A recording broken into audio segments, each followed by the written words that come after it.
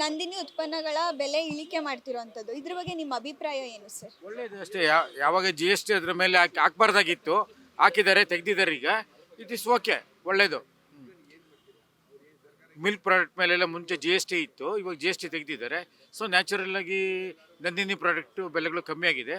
ಇದು ಗ್ರಾಹಕರಾಗಿ ನಮಗೆ ಖುಷಿ ಕೊಡುತ್ತೆ. ಯಾಕಂದರೆ ಹಾಲು ಪ್ರತಿಯೊಂದು ಮನೆಗೂ ಹೋಗುತ್ತೆ, ಡೈಲಿ ಯೂಸ್ ಆಗೋದು ಹಾಲೇನೆ. ನಂದಿನಿ ಉತ್ಪನ್ನ ಬೆಣ್ಣೆ, ಮೊಸರು, ತುಪ್ಪ, ಪೇಡಗಳು ಅವೆಲ್ಲ ಜಾಸ್ತಿ ತೊಗೊಳ್ಳೋಲ್ಲ. ಡೈಲಿ ಯೂಸ್ ಆಗೋದು ಹಾಲು. ಹಾಲು ಕಡಿಮೆ ಆದರೆ ತುಂಬ ಒಳ್ಳೆಯದಾಗುತ್ತೆ.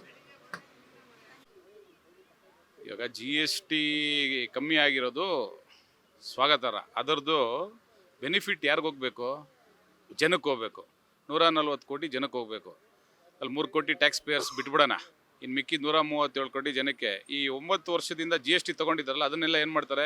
ಎಷ್ಟು ಲಕ್ಷ ಕೋಟಿ ಇನ್ಶೂರೆನ್ಸ್ ಮೇಲೆ. ಮೊನ್ನೆ ತಾನೇ ನಾನು 2 ದಿವಸದ ಹಿಂದೆ 22 ಅಲ್ವಾ, 60,000 ರೂಪಾಯಿಗೆ 18% GST ಅಂತ ಹೇಳಿದ್ರೆ 10,600 ರೂಪಾಯಿ ಕೊಟ್ಟಿನಿ.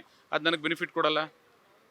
ಅಂದರೆ ಒಂದು ದೇಶದಲ್ಲಿ ಯಾವುದಾನ ಒಂದು ನಮ್ಮ GST ಕೌನ್ಸಿಲ್ ಆಗಲಿ ಯಾವುದೇ ಒಂದು ಮಾಡಿದ್ರೆ ಅದು ಕನಿಷ್ಠ ಪಕ್ಷ ಒಂದು 10 ವರ್ಷ ಇರಬೇಕು.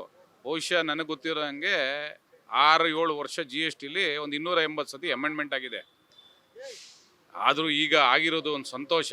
ಅದೆಲ್ಲ ಗ್ರಾಹಕರಿಗೆ ಹೋಗಬೇಕು. ನಂದಿನಿ ಇದು ತಾವು ಹೇಳ್ತಾ ಇದ್ರಿ, ನಂದಿನಿ ತುಪ್ಪ ಇರ್ಬೋದು, ಬೇರೆ ಎಲ್ಲ ಪ್ರಾಡಕ್ಟ್ಗಳು ಆಗಿರೋದು ಒಳ್ಳೆಯದು.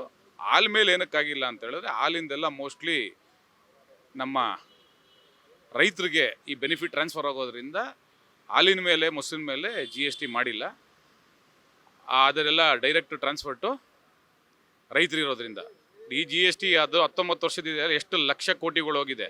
ಅದರದ್ದೆಲ್ಲ ಬಹುಶಃ ಕಸ್ಟಮರ್ಸ್ಗೆ ಇಲ್ಲ ಬೆನಿಫಿಷರೀಸ್ ಕೊಟ್ಟರೆ ಇನ್ನೂ ಉತ್ತಮವಾದಂಥ ಒಂದು ಬದಲಾವಣೆಗೆ ಅವಕಾಶ ಮಾಡಿಕೊಟ್ಟಂಗಾಗುತ್ತೆ. ಈ ಗ್ರಾಹಕರಿಗೆ ಇನ್ನೂ ಹೆಚ್ಚಿನ ಒಂದು ಇದನ್ನು ಮಾಡಬೇಕಾಯ್ತು. ಮೊದಲೇ ಈಗ 2-3 ತಿಂಗಳಿಂದ 4-5 ಸರಿ ಜಾಸ್ತಿ ಮಾಡಿದ್ರು ಈ ವರ್ಷದಲ್ಲಿ ಹಾಲಿನ ಬೆಲೆನ. ಆ ಬೆಲೆ ಕಡಿಮೆ ಮಾಡಿದರೆ ಇವಾಗ ಏನು ತೊಂದರೆನೇ ಆಗ್ತಿರಲಿಲ್ಲ. ಸೆಂಟ್ರಲ್ ಗೌರ್ಮೆಂಟ್ನವರು ಕಡಿಮೆ ಮಾಡಿ ಕೊಟ್ಟಿದ್ದಾರೆ ಟ್ಯಾಕ್ಸ್ನ. ಅದನ್ನು ಇವರು ಇಂಪ್ಲಿಮೆಂಟ್ ಮಾಡಲೇಬೇಕು, ವಿಧಿ ಇಲ್ದಲೇ ಮಾಡ್ತಾಯಿದ್ದಾರೆ. ಇಲ್ಲಾಂದ್ರೆ ಜನಗಳು ರೊಚ್ಚಿಗೇಳ್ತಾರೆ ಅಂತೇಳಿ ತಿಳ್ಕೊಂಡು ಅದನ್ನು ಕಡಿಮೆ ಮಾಡ್ತಾಯಿದ್ದಾರೆ. ಅವರು ಕೈಯಿಂದ ಏನು ಮಾಡ್ತಾಯಿಲ್ಲ, ಸೆಂಟ್ರಲ್ ಗೌರ್ಮೆಂಟ್ನವ್ರು ಹೇಳಿರೋದ್ರಿಂದ ಮಾಡ್ತಾಯಿದ್ದಾರೆ. ಇದು ಜನಗಳಿಗೆ ಅನುಕೂಲ ಆಗಲಿ, ಅದನ್ನು ಕರೆಕ್ಟಾಗಿ ತರಲಿ, ಇಂಪ್ಲಿಮೆಂಟ್ ಮಾಡಲಿ ಅಂತೇಳಿ. ಬೆಲೆ ಕಡಿಮೆ ಮಾಡಿರೋದು ನಾವು ಅದನ್ನು ಸ್ವಾಗತಿಸ್ತೇವೆ.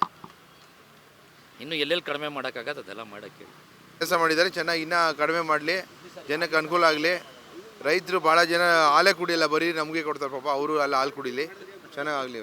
ಇದೊಂದು ಒಳ್ಳೆ ಮೂವು, ಜನಕ್ಕೆಲ್ಲ ತುಂಬ ಅನುಕೂಲ ಆಗುತ್ತೆ. ಇನ್ನೂ ಎಲ್ಲ ಪ್ರಾಡಕ್ಟ್ಸ್ ಮೇಲೂ ಕಮ್ಮಿ ಮಾಡಿದ್ರೆ, GST ಹೆಂಗಿದ್ರು ಆಲ್ಮೋಸ್ಟ್ 0 ಮಾಡ್ತಿದ್ದಾರೆ. 0 ಮಾಡಿದ್ರೆ ಇನ್ನೂ ಒಳ್ಳೆಯದು. ಡೈರೆಕ್ಟ್ ಟ್ಯಾಕ್ಸೇಷನ್ ಜಾಸ್ತಿ ಮಾಡಿ ಇಂಡೈರೆಕ್ಟ್ ಟ್ಯಾಕ್ಸ್ ಕಮ್ಮಿ ಮಾಡಿದ್ರೆ ಜನಕ್ಕೆಲ್ಲ ಅನುಕೂಲ ಆಗುತ್ತೆ. ಕೆಲವ್ರಿಗೆ ಒಳ್ಳೆಯದಾಗುತ್ತೆ, ಕೆಲವ್ರಿಗೆ ಕೆಟ್ಟದ್ದು ಆಗುತ್ತೆ. ಬಟ್ ಆದಷ್ಟು ಜನಕ್ಕೆ ಇದು ಕಮ್ಮಿ ಮಾಡಿರೋದು GST ಇದರಿಂದ ತುಂಬ ಒಳ್ಳೆಯದಾಗುತ್ತೆ ಅಂತ ನಮ್ಮ ಅನಿಸಿಕೆ. ಹಾಲಿನ ಉತ್ಪಾದನೆ ಮಾಡಿದವ್ರಿಗೆ ಮೊದಲು ಸರ್ಕಾರದಿಂದ ಏನು ಕೊಡಬೇಕೋ ಅದು ಕೊಡ್ತಾ ಇತ್ತು. ಇದರಿಂದ ಅವ್ರಿಗೆ ಕಮ್ಮಿ ಮಾಡಿದ್ದಕ್ಕೆ ಅವ್ರಿಗೆ ಆದಾಯ ಕಮ್ಮಿ ಆಗುತ್ತೆ, ಗೌರ್ಮೆಂಟ್ಗೂ ಸ್ವಲ್ಪ ಒಳ್ಳೆಯ ಹೆಸರು ಬರುತ್ತೆ ಅಂತ ನಮ್ಮ ಅನಿಸಿಕೆ. ಅದು ಸ್ವಾಗತಾರ್ಹ ಮೇಡಮ್. ಏನಂದರೆ ನಾವಿಲ್ಲಿ ಕಾಫಿ ಕುಡಿಯೋಕ್ಕೆ ಬಂದಿದ್ದೀವಿ, ಈಗ ಕಡಿಮೆ ಮಾಡಿದ್ರು.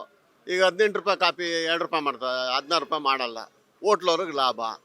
ನಾನು ಮನೆಯಲ್ಲಿ ಕಾಫಿ ಮಾಡಿ ಕುಡ್ಕೊಂಡ್ರೆ ಅಷ್ಟೇ ಲಾಭ, ನನಗೆ ಲಾಭ. ಈ ಕಮರ್ಷಿಯಲ್ ಆಗಿ ಬಂದರೆ ಹೋಟ್ಲವ್ರಿಗೆ ಲಾಭ, ಸಾಮಾನ್ಯ ಜನಕ್ಕೆ ಲಾಸೇನೆ. ಕಾಫಿ 18 ಅವನು ಏರಿಕೆ ಮಾಡಿದಾಗ ಏನು ಫಿಕ್ಸ್ ಮಾಡಿರ್ತಾನೋ ಅದು ಅಷ್ಟೇ ಇರುತ್ತೆ.